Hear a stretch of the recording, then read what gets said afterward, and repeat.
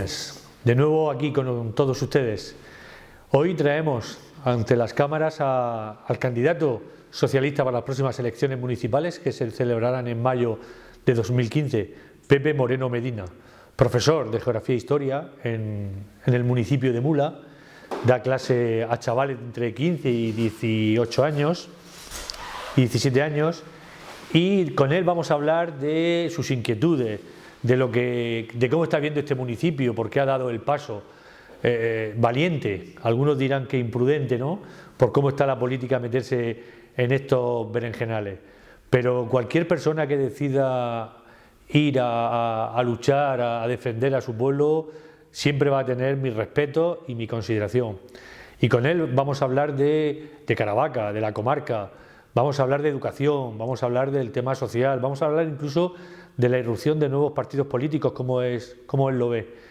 Y esperemos que esta entrevista en profundidad con Pepe Moreno por lo menos les haga a ustedes reflexionar sobre por qué una persona con ya su vida prácticamente realizada decide dar el paso a la política. Espero que le guste esta entrevista con Pepe Moreno. Me dijo un alto cargo del Ministerio de Educación hace ya unos 2 o 3 años, me dijo: amigo Miguel, si Ángel Gabilondo no consiguió un pacto por la educación, difícilmente se va a conseguir en este país un pacto por la educación. Y por eso, Pepe, me gustaría saber por qué es tan difícil que un tema tan delicado como es la educación no llega a fructificar un pacto de Estado. Es decir, la nueva ley Wert, como todo el mundo la conoce, es una ley llamada al fracaso. Ya, de hecho, la mayoría de los partidos políticos del arco parlamentario han firmado un documento en el que, si hay un vuelco electoral dentro de un año, lo primero que harán será eliminar esta ley. ¿Cuál es tu punto de vista acerca de la educación, no solamente a nivel nacional, sino en esta región? Pues esa pregunta que tú te haces y que tú me haces a mí, pues es una pregunta que se hace la mayoría de las personas que trabajamos en la educación. No comprendemos cómo no existe un gran pacto, un pacto de Estado, no solamente que abarque a la educación, sino que abarque también un pilar tan importante como es la sanidad.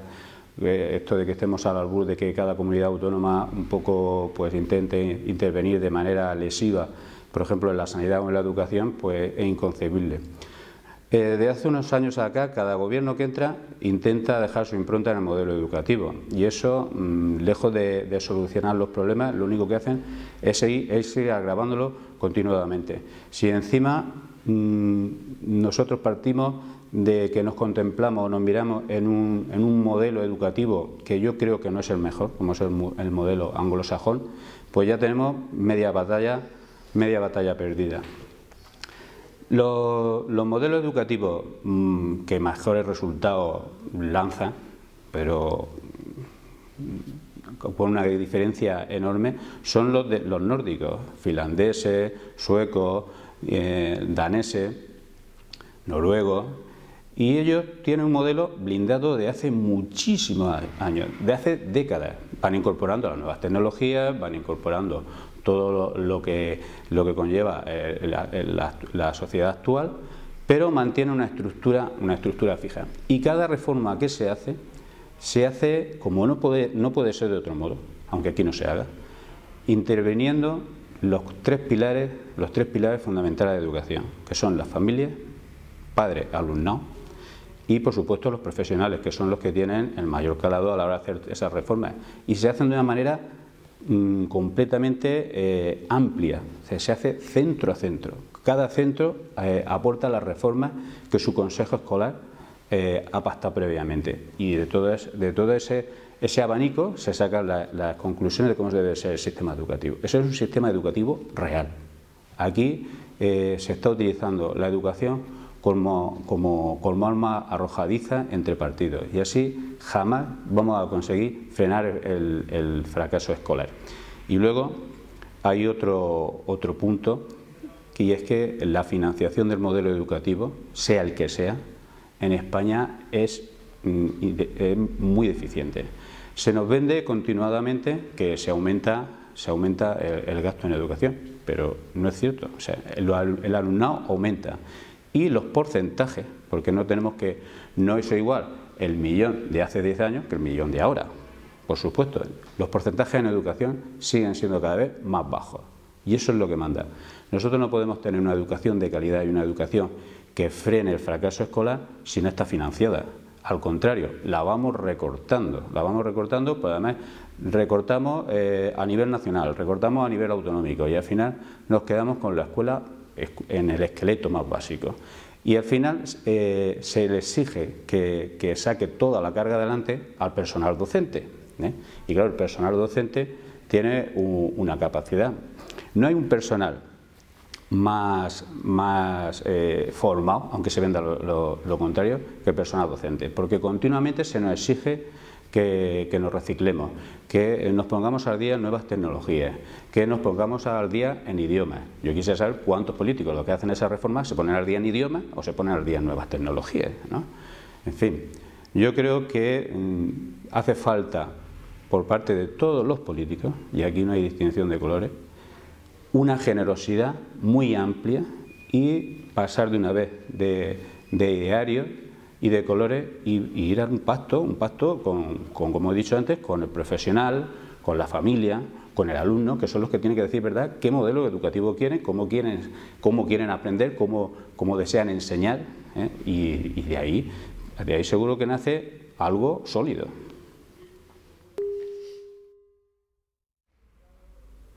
Los resultados de las elecciones generales de 2012 fueron contundentes contra la pérdida de votos del Partido Socialista. En las europeas, esa fractura o esa división entre lo que era el Partido Socialista y una parte importante de la sociedad se volvió a acentuar.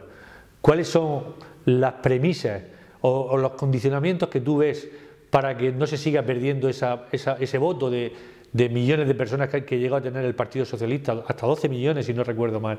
¿Por qué crees tú que la sociedad se está distanciando o se ha distanciado del Partido Socialista? La verdad es que el PSOE de los dos últimos años de José Luis Rodríguez Zapatero sufrió un grave descrédito, pero ese viraje que tuvo el Partido Socialista en el gobierno no se corresponde con la realidad del Partido Socialista. El Partido Socialista son casi 200.000 militantes que tienen ideas claramente progresistas, si no estarían afiliados a otro partido. Ahí hubo un distanciamiento, y hubo un distanciamiento del gobierno en su momento, que pasó factura a todo el partido. Los dos últimos años de Zapatero pues resultaron ser de una política neoliberal completamente y que borró todo lo positivo de sus 6 años anteriores, que lo tuvo y mucho. En el partido esto nos ha servido como lección para saber cuáles son nuestras prioridades y que hay que mantener siempre un esquema básico, un esqueleto básico en el cual no estar sujeto a las veleidades en este caso de la Unión Europea, que es la que nos ha impuesto un poco el paso a todos. Ahora mismo, en el Partido Socialista hay un cambio importante con respecto a esos años, y es que se está escuchando a la militancia. La militancia es la que está ahora diciendo por dónde quiere ir, y eso es importante, porque había un desafecto, una poca conexión entre lo que serían las cúpulas, lo que se ha dado por llamar ahora la casta, y el militante de base. Eso se está corrigiendo y me parece fundamental, porque un partido se tiene que nutrir de su gente, de la gente que lo sostiene, y esos son los militantes, y no podemos dejarnos llevar por grandes emporios empresariales que nos marcan el paso. Yo creo que se está haciendo una buena labor, una labor muy soterrada, poco pública, pero creo que hay una voluntad clara en el partido de solucionar este desapego tan grande con la sociedad. Desapego que no es solamente del PSOE, es un desapego que también está sufriendo ahora el Partido Popular, en menor medida que nosotros, porque sí que es verdad que nuestra militancia es mucho más crítica. De hecho, no se puede entender el hundimiento tan atroz que ha tenido el Partido Socialista sin entender que ha sido un castigo de la militancia que ha entendido, de la militancia y del votante y simpatizante que ha entendido que el camino que había cogido el PSOE no era el que le correspondía. estamos intentando variar el rumbo y coger el camino pues que creemos que nos identifica y que creemos que es el correcto. Yo creo que ahora mismo la sociedad está volviendo a confiar en el PSOE. Los pasos que se están dando, un nuevo secretario general, las nuevas conferencias que se están haciendo, el hecho de que en muchos municipios pues se esté produciendo una renovación en la gente que componían las ejecutivas, porque sí, otra cosa que también digamos chirría mucho en todos los partidos es que determinadas carreras políticas sean tan longevas. Eso no trae nada más que un clientelismo que en nada favorece a ningún partido. Pienso que todos los partidos, incluyendo el mío, pues deben generarse periódicamente y dejar que las ventanas se abran, que entra aire fresco y que tenemos que saber todos que todos tenemos fecha de caducidad. Es decir, que más de 8 años no te verías tú, y una hipotética elección de alcalde, más de 8 años no te verías tú en la Plaza del Arco. Yo he dado el paso a la política municipal. Yo no he dado el paso a la política abiertamente. Yo quiero vivir toda mi vida en Caravaca. Quiero empezar este proyecto y si consigo que la gente confíe en mí, como tú bien dices, más de 8 años yo no quiero estar. Quiero reintegrarme a mi puesto de trabajo y seguir disfrutando de mi familia, de mis amigos, de mi tiempo libre, de mis aficiones, que las puedo cubrir perfectamente. ¿Y no ves tú que la irrupción bestial de Podemos ha hecho que el Partido Socialista vire en su línea de forma brusca? Porque hay mucha gente que critica ahora al Partido Socialista, que está haciendo actualmente lo de llamar tanto o tener tanto contacto con la calle, gracias un poco a que Podemos le ha marcado el camino. Yo no creo que sea así, yo creo que han confluido las dos cosas al mismo tiempo. Esta renovación del partido se está haciendo desde hace ya más tiempo. Lo que pasa es que está eclosionando ahora. Sí que es verdad, y esto lo comentaba yo hace poco con compañeros míos, que hay que recuperar algo que el PSOE lo tenía. Yo cuando era pequeño, pues me acuerdo que me acercaba a la Casa del Pueblo, porque tenía ya más o menos clara la orientación, y entonces me acuerdo cuando estaba la campaña anti-OTAN y todo esto, me decían, nene, tienes que ir por aquí a repartir esto, tal, ¿no? Y yo me recuerdo de ir a la Casa del Pueblo y ser un sitio vivo, siempre lleno de gente, participando, y eso hay que recuperarlo. No hay una estructura de conexión con la gente tan amplia como son las Casas del Pueblo del Partido Socialista, desde siempre. Y te comentaba lo de Podemos. No se van a presentar a las elecciones municipales, ya con el tema con ninguna marca blanca, incluso en este municipio. Pero ¿cómo ves tú esa irrupción? ¿Era lógica? Sí, era totalmente lógica y esperada. ¿No? ¿No te ha extrañado? A mí no, en absoluto. Además, en muchos puntos la comparto. Yo si no fuera del PSOE sería de Podemos, lo digo claramente. A mí hay cosas que me gustan de Podemos, otras que no las entiendo. No las entiendo porque no las comprendo como las están encauzando. Pero yo creo que Podemos está dando respuesta a una necesidad que había en la población. Y tiene de positivo Podemos el que está devolviendo la palabra a la gente. Y está devolviendo la confianza en la protesta. No es la protesta entendida como últimamente la vemos a golpe de manifestación, sino la protesta es decir, señor, usted está vulnerando mis derechos y estos derechos son míos y usted no los puede vulnerar. Y en eso es positivo. Y está bien porque ha hecho que se reactive la sociedad en general. Incluso personas que son antagónicas con el movimiento de Podemos o con el movimiento socialista están cuestionándose el porqué de muchas cosas. Votantes, yo que hablo con mucha gente, porque en un pueblo todos nos conocemos y cada uno tiene su pelaje, pero convivimos y nos llevamos bien. Y gente que es antagónica al Partido Socialista o a Podemos converge con muchos planteamientos que se están manejando. Quizás en la estructura de Estado que están presentando, no. Pero sí en cuestiones como es la transparencia y como es la participación. Eso es fundamental en una democracia. La democracia no es que un señor vaya o una señora vaya y vote cada 4 años. Y entonces demos carta blanca a quien sea para que nos gobierne. Eso no es democracia. La democracia, cuando nació en Atenas, nació en la ciudad-estado griega, era participación. Cualquier persona podía manifestar públicamente lo que opinaba, y se hacían transparentemente. El pueblo contaba el tesoro de la polis que hubiera, ¿no? Entonces, transparencia y participación han vuelto a salir a la palestra, una cosa que se estaba olvidando, Hablábamos de la inflación, hablábamos de la calificación que teníamos a nivel internacional, pero nadie hablaba de la pérdida del retroceso que estábamos teniendo en los parámetros democráticos de nuestro país. La democracia ahí la estábamos perdiendo. Y movimientos como este, que no olvidemos que surge con el 15M, pues no han hecho otra cosa que canalizar eso y volverlo a sacar a la primera línea de política. Y me parece, solamente por eso, merece la pena que Podemos haya salido a la palestra. Pienso, como piensa mucha gente, que es un globo que está sobrehinchado y que luego alcanzará su tamaño correcto, ¿no? Pero yo no pienso que sea un partido que sea un partido de paso.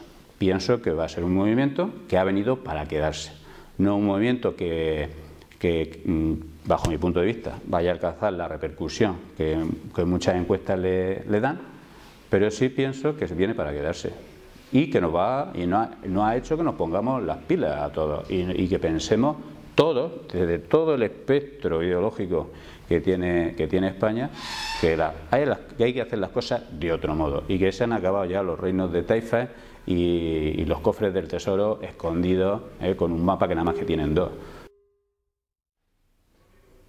Vayamos un poco, Pepe, si te parece bien, a lo local, a lo de casa, digamos, ¿no? Sí. La imagen de la ciudad lleva unos años en picado y que a muchísima gente preocupa. A los que sois carabaqueños preocupa mucho la imagen que está lanzando fuera del casco de la ciudad, con temas de corrupción, temas de una política, una gestión un poco, digamos, con más sombras que luces. ¿Cómo ves tú, cómo sientes tú esa imagen negativa que está lanzando la ciudad? ¿Cómo recuperar, o qué pondrías tú sobre la mesa para recuperar la imagen que está teniendo la ciudad? Hombre, se lleva con tristeza. Yo creo que nosotros, cualquier carabaqueño, cualquier carabaqueña, pues en los últimos tiempos pues se siente, pues cuanto menos avergonzado de lo que está pasando. Yo que trabajo fuera, cerca pero fuera, claro, lo veo también desde otra perspectiva, porque claro, nosotros, cuando una persona está solamente en nuestro municipio, pues lo vemos de una manera vergonzante o vergonzosa, pero cuando te vas fuera y te sacan los colores, la gente de fuera, anda que en tu pueblo, anda que tal, otra vez, eso a cualquier carabaqueño que se precie le duele mucho. Creo que hay que regenerar la confianza que tiene el carabaqueño en los poderes públicos municipales. Y en eso, para recuperar eso, hay que hacerlo sobre los 2 ejes que he comentado antes, que no son patrimonio de Podemos solo, que es la participación y la transparencia. Es fundamental. Nosotros nos estamos reuniendo, digo nosotros, me refiero a la ejecutiva actual del partido, nos estamos reuniendo con gente de todo tipo. Hemos articulado 11 mesas de trabajo y están entrando gente de todo pelo, gente que conoce el tema a tratar y viene a darnos sus puntos de vista. Mucha gente que nos está llamando para compartir y esa participación, yo veo que cuando la gente viene aquí a hablar con nosotros se va contenta de haber sido escuchada. Entonces, si ese trabajo que hacen los partidos de conectar con la gente previamente para elaborar un programa, para elaborar un proyecto de futuro, ¿por qué cuando se llega al ayuntamiento se corta? si ese diálogo, esa participación es el germen del municipio, de lo que hablábamos antes, es el origen, el sustento de la democracia. Entonces entiendo que para regenerar todo esto y para que la desconfianza se destierre de Caravaca, la participación tiene que ser fundamental. Y eso tiene que pasar por algo tan central, tan fundamental como es el elaborar los presupuestos. Los presupuestos tienen que tener una implicación ciudadana. Hay muchos municipios que lo hacen y de toda ideología, de toda ideología.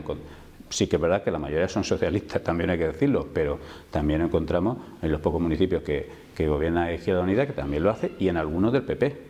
Molina, por ejemplo. Molina, por ejemplo, o por ejemplo en Vitoria, en el País Vasco, que es un modelo a seguir y estar regentado por el PP. O sea que la transparencia y la participación no es patrimonio de nadie, es patrimonio de quien quiera ejercerla.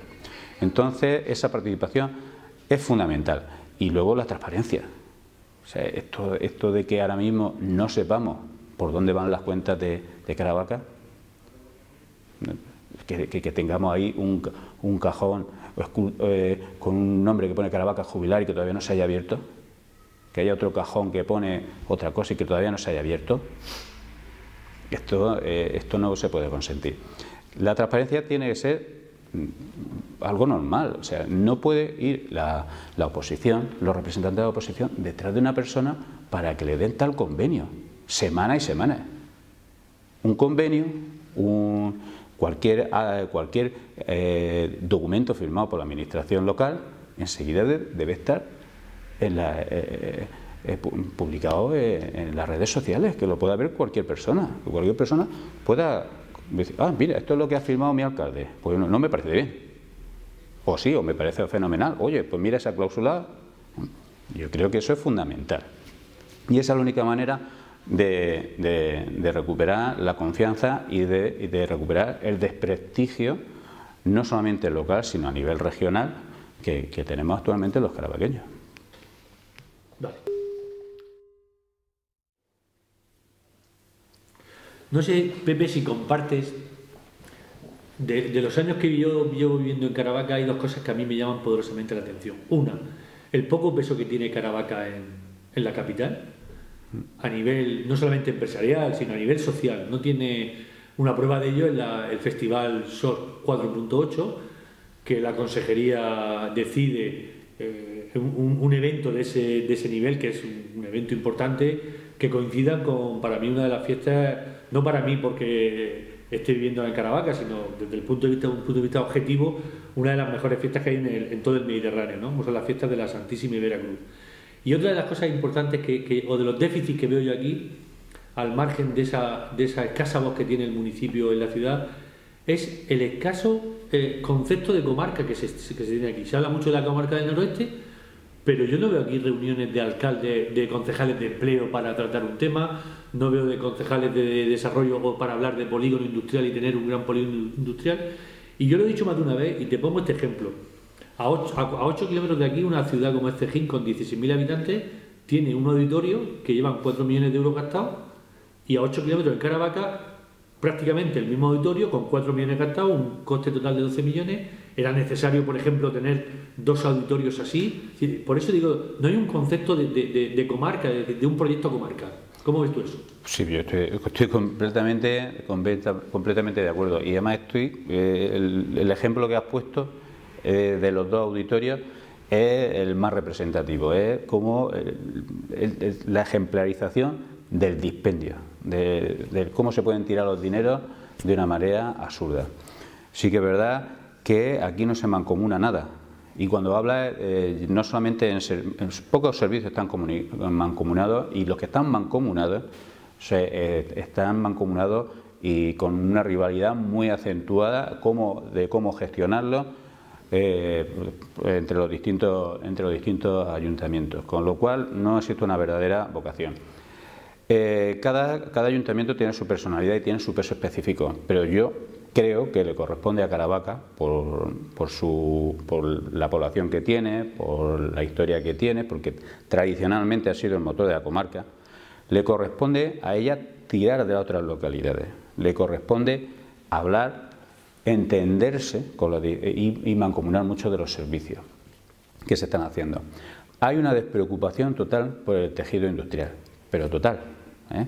Aquí parecía que el turismo iba a ser lo que no iba a salvar de todo. El turismo y la construcción de grandes resorts que, bueno, se han volatizado, en fin, como humo. Entonces, claro, durante todo ese tiempo, la industria carabaqueña ha estado olvidada. El ejemplo más claro es que nosotros, cuando nos pusimos a estructurar los distintos grupos de trabajo, contemplamos las distintas concejalías que había actualmente y no hay ni una concejalía dedicada a industria.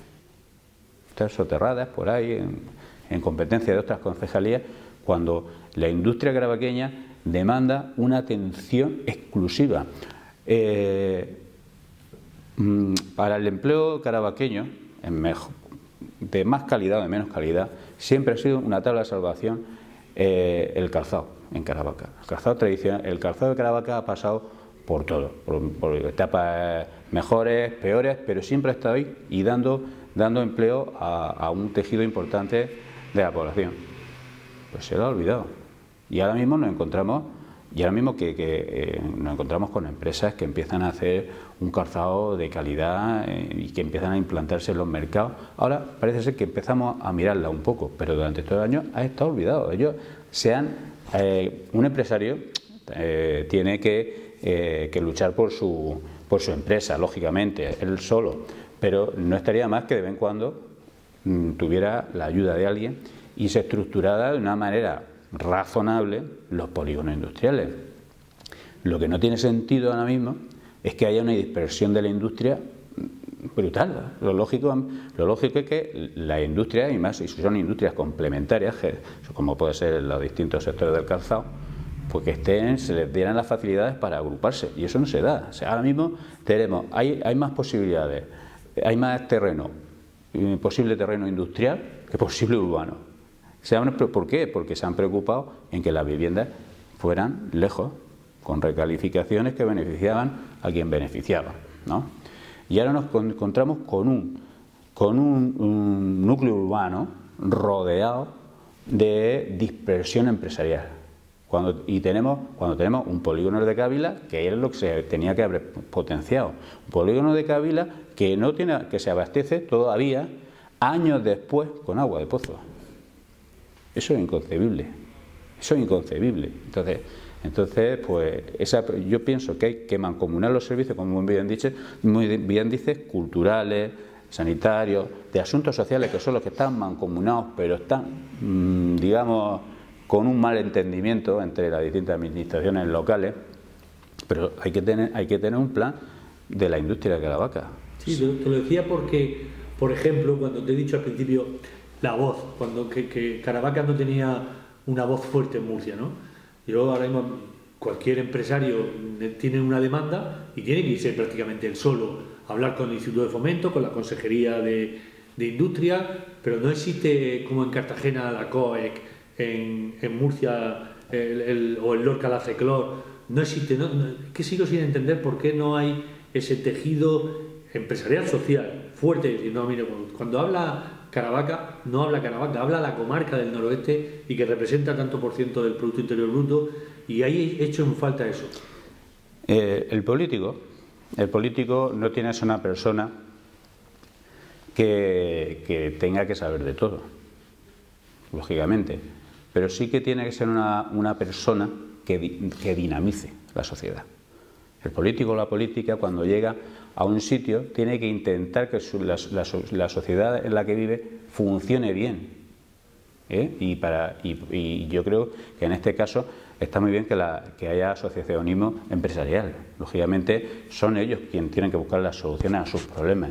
Pero en toda ópera tiene muchos actores, muchos tramoyistas, un coro, distintos personajes, pero siempre hay uno que sobresale. Y el que se lleva el área buena, ¿no? El área ahí en el que levanta a la gente de base. Esa área no se ha oído aquí. Aquí, a lo mejor, al que corresponde canta, lo hace bajo la ducha y en su casa. Pero donde hay que ir es a Murcia y de vez en cuando está muy bien ser buena persona, pero de vez en cuando hay que dar un puñetazo donde hay que darlo. Y hay que luchar por lo que se lucha. Y hay que defender antes a la gente de tu pueblo que a tus partidos.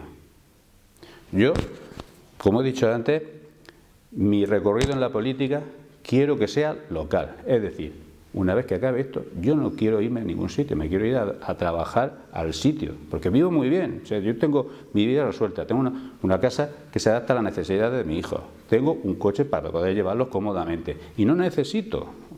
Entonces, se va a acabar ahí mi recorrido. ¿Qué quiere decir eso? Que yo me debo a un partido, con una línea ideológica, pero yo, ante todo, me debo a mi pueblo, y me debo a mi gente. Y si tengo que defenderla por encima de ideologías de partidos, lo defenderé. Y eso es lo que he echado yo de menos estos años aquí en Caravaca, que no se haya defendido pues, ante a los caravaqueños que a los intereses privados y de partidos que han estado viniendo aquí. Bueno, pues hasta aquí hemos llegado con la entrevista a Pepe Moreno Medina. Espero que les haya gustado, como a mí me ha gustado, muchas de sus respuestas. Si alguien esperaba críticas personales, lo siento. Una de las cosas que me llamó la atención cuando lo conocí es que quiere construir, no destruir. Y eso es importante hoy en la vida política, sumar, no restar. Y espero verles dentro de muy poco con otro invitado. Así que muchísimas gracias por estar ahí.